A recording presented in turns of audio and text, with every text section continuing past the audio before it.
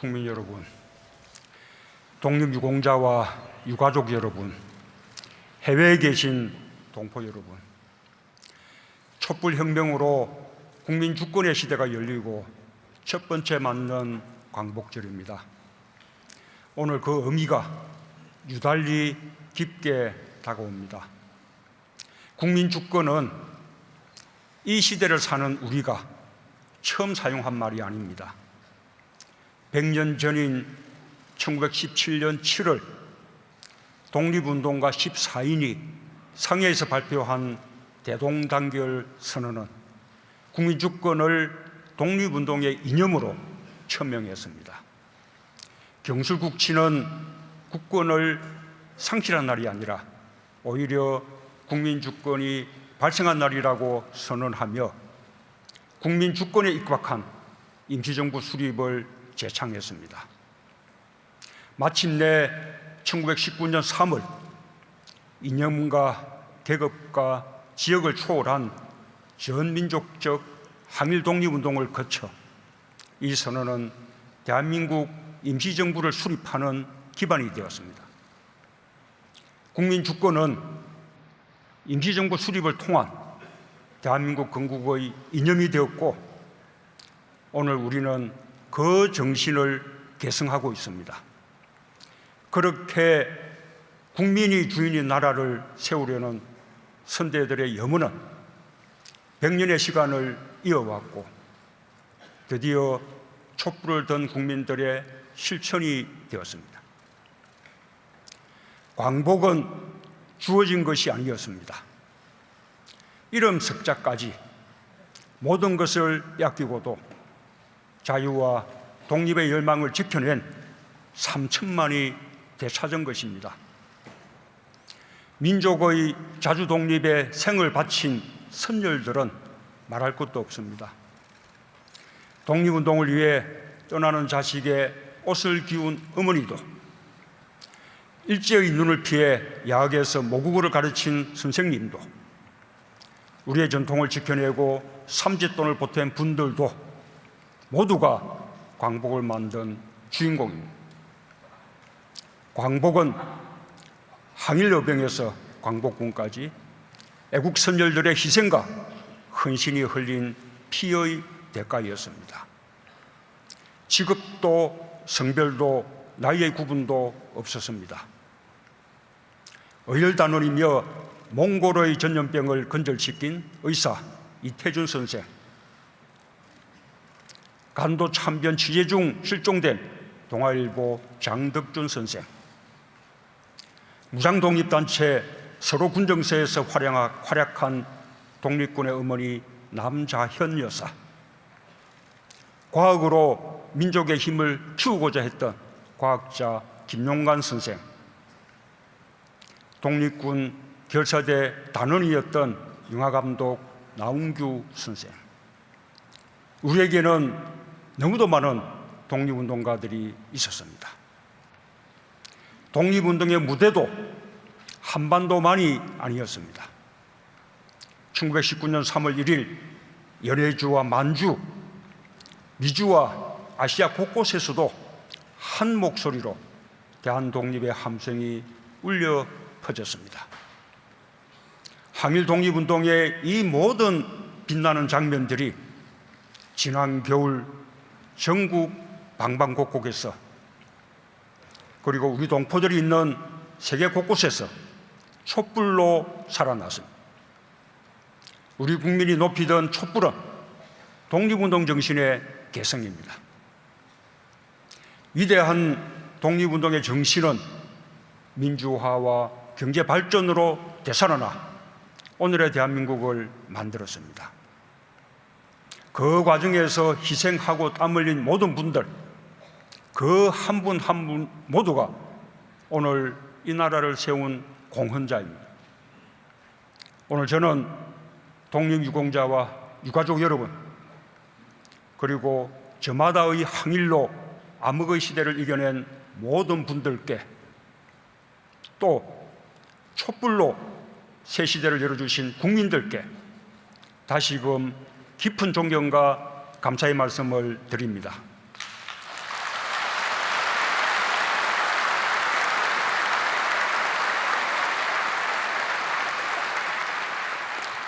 아울러 저는 오늘 우리가 기념하는 이날이 민족과 나라 앞에 닥친 어려움과 위기에 맞서는 용기와 지혜를 되새기는 날이 되기를 희망합니다. 존경하는 독립유공자와 유가족 여러분, 경북 안동에 임청각이라는 유서 깊은 집이 있습니다. 임청각은 일제강점기 전 가산을 처분하고 만주로 망명하여 신흥무관학교를 세우고 무장독립운동의 토대를 만든 석주 이상용 선생의 본가입니다. 무려 9분의 독립투사를 배출한 독립운동의 산실이고 대한민국 노블리스 오블리제를 상징하는 공간입니다. 그에 대한 보복으로 일제는 그 집을 관통하도록 철도를 놓았습니다. 99간 대저택이었던 임평각은 지금도 반토막이 난 그 모습 그대로입니다. 이상용 선생의 손자, 손녀는 해방 후 대한민국에서 고아원 생활을 하기도 했습니다. 임청각의 모습이 바로 우리가 되돌아봐야 할 대한민국의 현실입니다. 일제와 친일의 잔재를 제대로 청산하지 못했고 민족 정기를 바로 세우지 못했습니다. 역사를 잃으면 뿌리를 잃는 것입니다. 독립운동가들을 더 이상 잊혀진 영웅으로 남겨두지 말아야 합니다.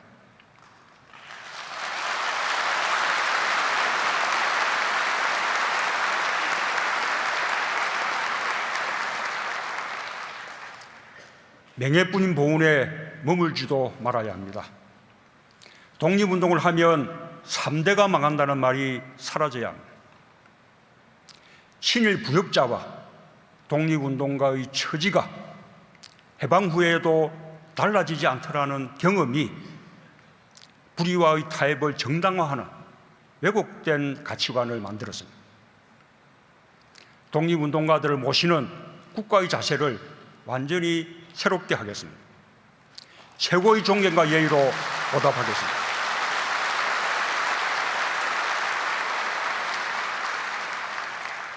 독립운동가의 3대까지 예우하고 자녀와 손자녀 전원의 생활 안정을 지원해서 국가에 헌신하면 3대까지 대접받는다는 인식을 심겠습니다.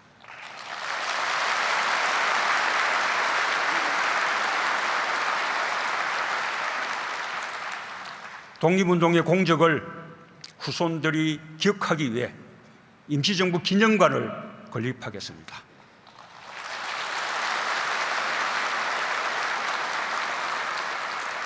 임청각처럼 독립운동을 기억할 수 있는 유적지는 모두 찾아내겠습니다.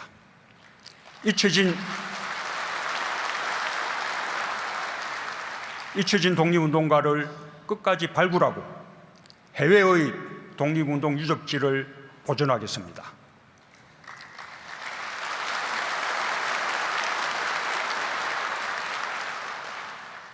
이번 기회에 정부는 대한민국 보훈의 기틀을 완전히 새롭게 세우고자 합니다.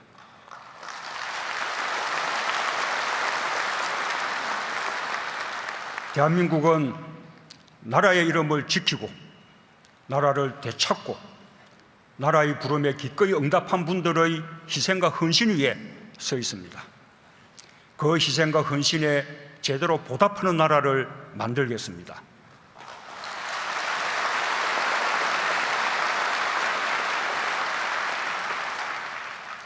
젊음을 나라에 바치고 이제 고령이 되신 독립유공자와 참전유공자에 대한 예우를 강화하겠습니다. 살아계시는 동안 독립유공자와 참전유공자의 치료를 국가가 책임지겠습니다.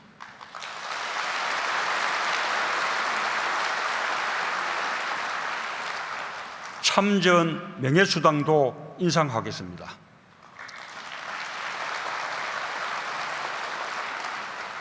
유공자 어르신 마지막 한 분까지 대한민국의 품이 따뜻하고 영광스러웠다고 느끼시게 하겠습니다.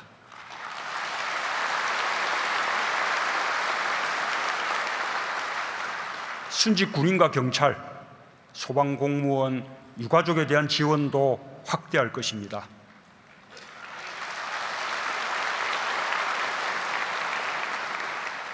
그것이 우리 모두의 자긍심이 될 것이라 믿습니다. 보훈으로 대한민국의 정체성을 분명히 확립하겠습니다. 애국의 출발점이 보훈이 되도록 하겠습니다.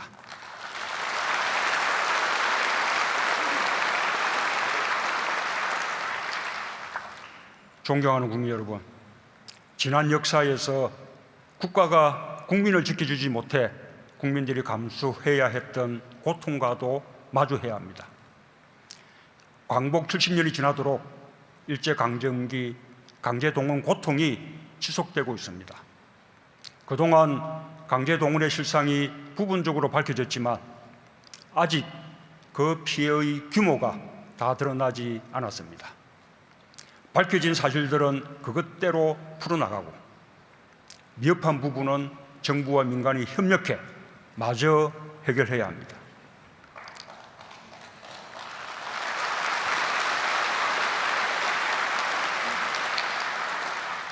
앞으로 남북 관계가 풀리면 남북이 공동으로 강제동원 피해 실태 조사를 하는 것도 검토할 것입니다. 해방 후에도 돌아오지 못한 동포들이 많습니다. 제1동포의 경우 국적을 불문하고 인도주의적 차원에서 고향 방문을 정상화할 것입니다.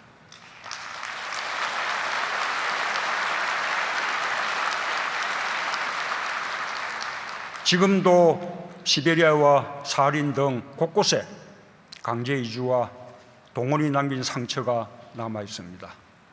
그분들과도 동포의 정을 함께 나누겠습니다.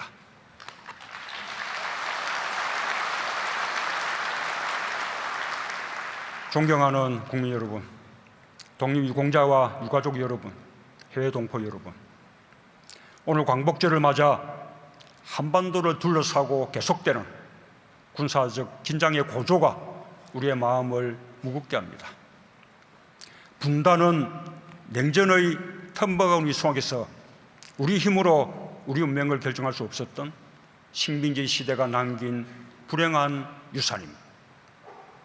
그러나 이제 우리는 스스로 우리 운명을 결정할 수 있을 만큼 국력이 커졌습니다. 한반도의 평화도 분단 극복도 우리가 우리 힘으로 만들어가야 합니다.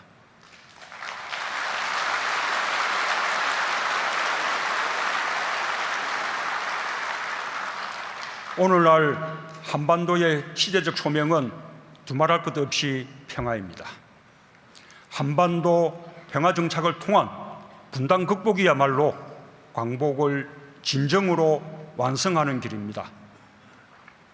평화는 또한 당면한 우리의 생존 전략입니다. 안보도, 경제도, 성장도, 번영도 평화 없이는 미래를 담보하지 못합니다.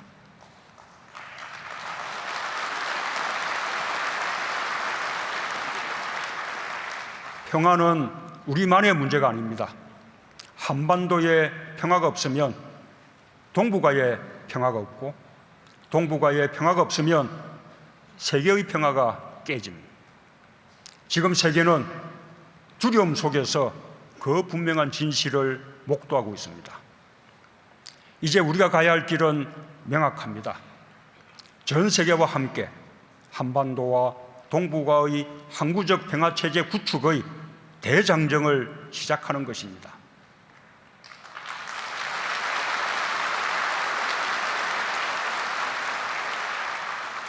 지금 당면한 가장 큰 도전은 북한의 핵과 미사일입니다.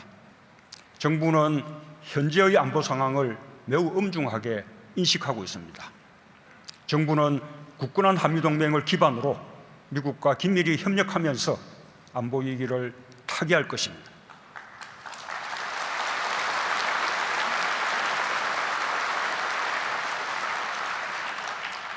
그러나 우리 안보를 동맹국에게만 의존할 수는 없습니다.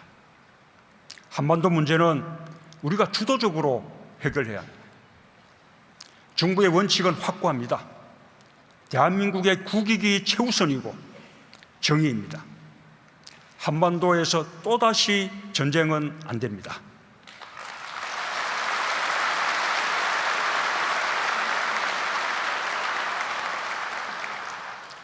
한반도에서의 군사 행동은 대한민국만이 결정할 수 있고 누구도 대한민국의 동의 없이 군사 행동을 결정할 수 없습니다.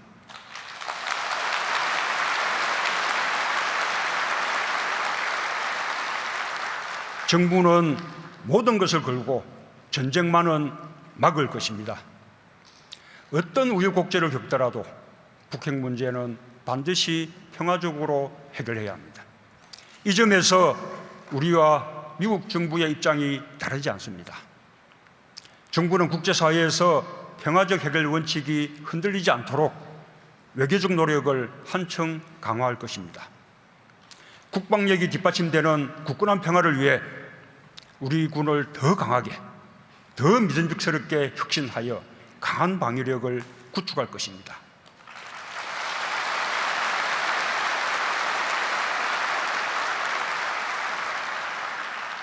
한편으로 남북 간 군사적 긴장이 상황을 더 악화시키지 않도록 군사적 대화의 문도 열어놓을 것입니다. 북한에 대한 제재와 대화는 선의의 문제가 아닙니다.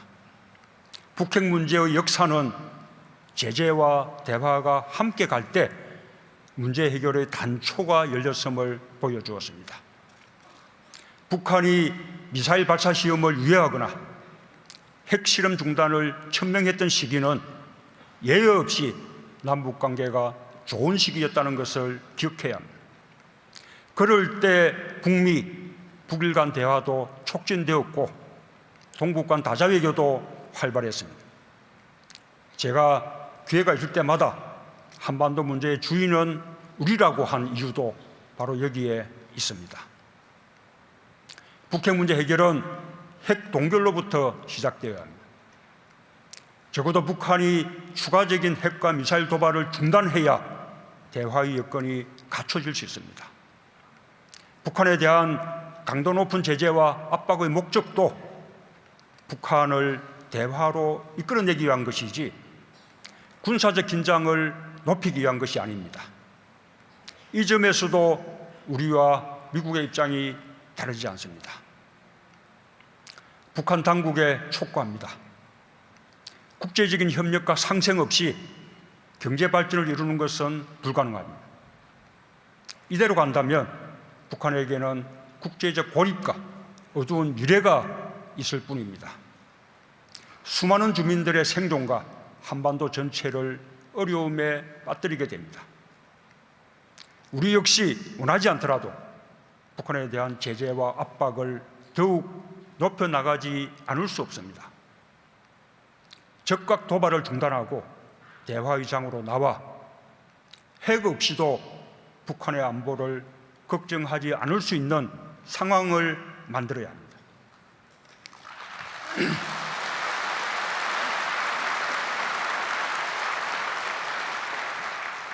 우리가 돕고 만들어 가겠습니다. 미국과 주변 국가들도 도울 것입니다. 다시 한번 천명합니다. 우리는 북한의 붕괴를 원하지 않습니다. 흡수 통일을 추진하지도 않을 것이고 인위적 통일을 추구하지도 않을 것입니다. 통일은 민족 공동체의 모든 구성원들이 합의하는 평화적, 민주적 방식으로 이루어져야 합니다.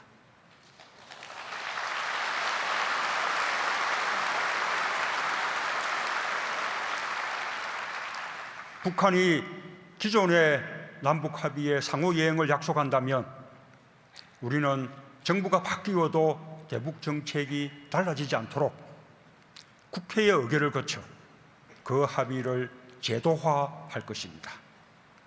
저는 오래전부터 한반도 신경제 지도 구상을 밝힌 바 있습니다.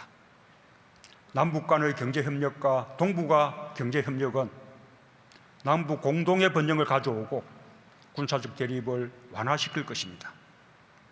경제협력의 과정에서 북한은 핵무기를 갖지 않아도 자신들의 안보가 보장된다는 사실을 자연스럽게 깨닫게 될 것입니다.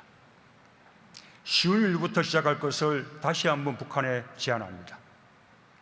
이산가족 문제와 같은 인도적 협력을 하루빨리 재개해야 합니다. 이분들의 한을 풀어드릴 시간이 얼마 남지 않았습니다. 이산가족 상봉과 고향 방문, 성묘에 대한 조속한 호응을 촉구합니다.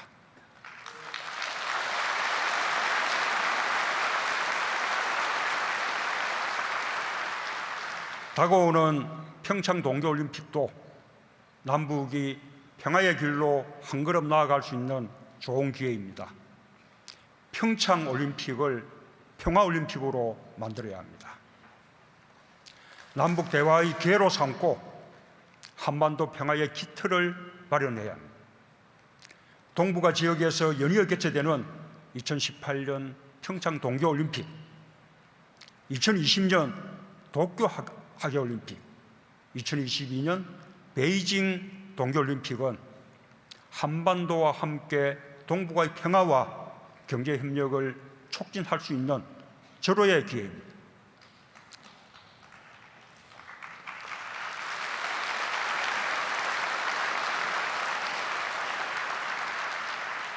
저는 동북아의 모든 지도자들에게 이 기회를 살려나가기 위해 머리를 맞댈 것을 제안합니다.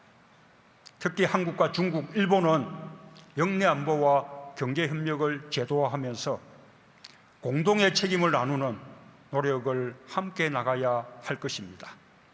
국민 여러분께서도 뜻을 모아주실 것을 부탁드립니다.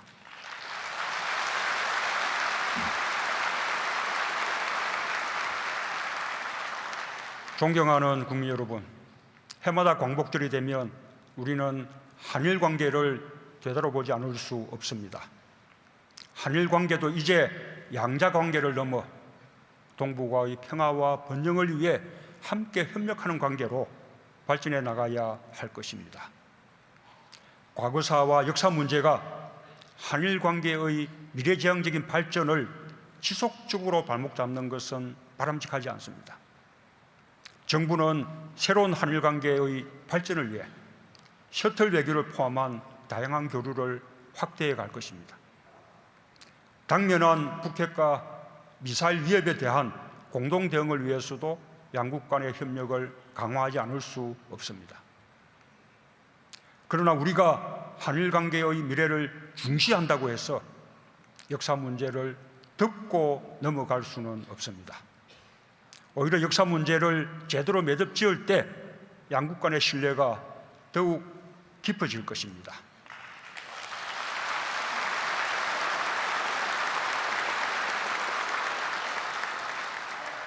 그동안 일본의 많은 정치인과 지식인들이 양국 간의 과거와 일본의 책임을 직시하려는 노력을 해왔습니다. 그 노력들이 한일 관계의 미래지향적 발전에 기여해 왔습니다. 이러한 역사인식이 일본의 국내 정치 상황에 따라 바뀌지 않도록 해야 합니다. 한일 관계의 걸림돌은 과거사 그 자체가 아니라 역사 문제를 대하는 일본 정부의 인식의 부침에 있기 때문입니다. 일본군 위안부와 강제징용 등 한일 간의 역사 문제 해결에는 인류의 보편적 가치와 국민적 합의에 의한 피해자의 명예회복과 보상, 진실규명과 재발방지 약속이라는 국제사회의 원칙이 있습니다. 우리 정부는 이 원칙을 반드시 지킬 것입니다.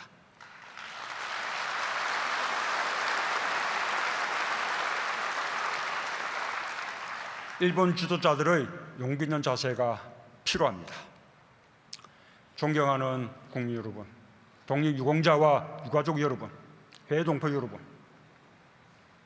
2년 후 2019년은 대한민국 건국과 임시정부 수립 100주년을 맞는 해입니다. 내년 8.15는 정부 수립 70주년이기도 합니다.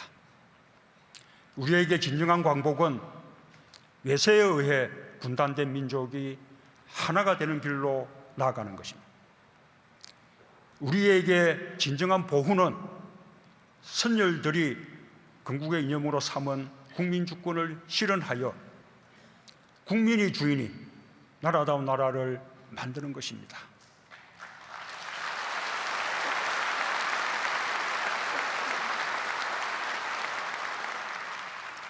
지금부터 준비합시다.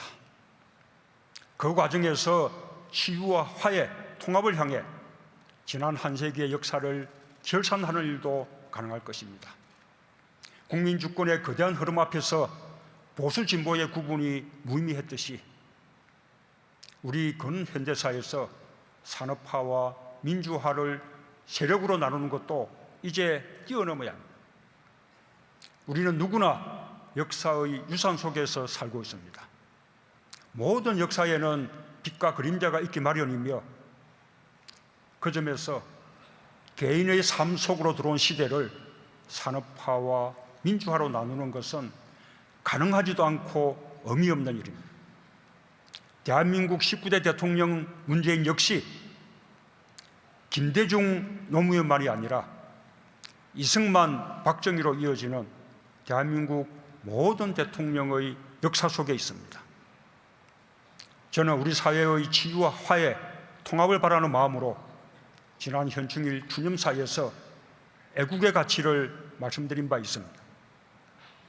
이제 지난 100년의 역사를 결산하고 새로운 100년을 위해 공동체의 가치를 다시 정립하는 일을 시작해야 합니다.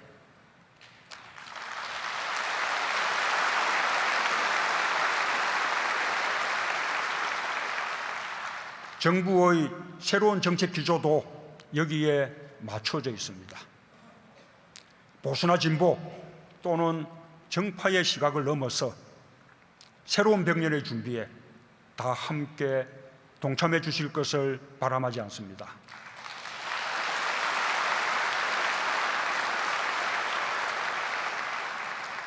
존경하는 국민 여러분, 오늘 우리 다 함께 선언합시다. 우리 앞에 수많은 도전이 밀려오고 있지만 새로운 변화에 적응하고 헤쳐나가는 일은 우리 대한민국 국민이 세계에서 최고라고 당당히 외칩시다.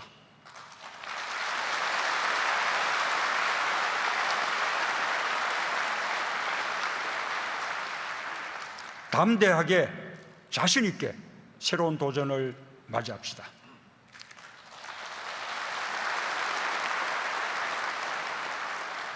언제나 그랬듯이 대한민국의 이름으로 하나가 되어 이겨나갑시다.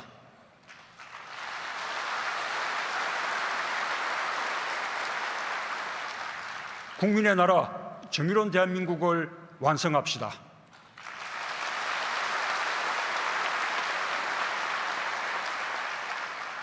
다시 한번 우리의 저력을 확인합시다.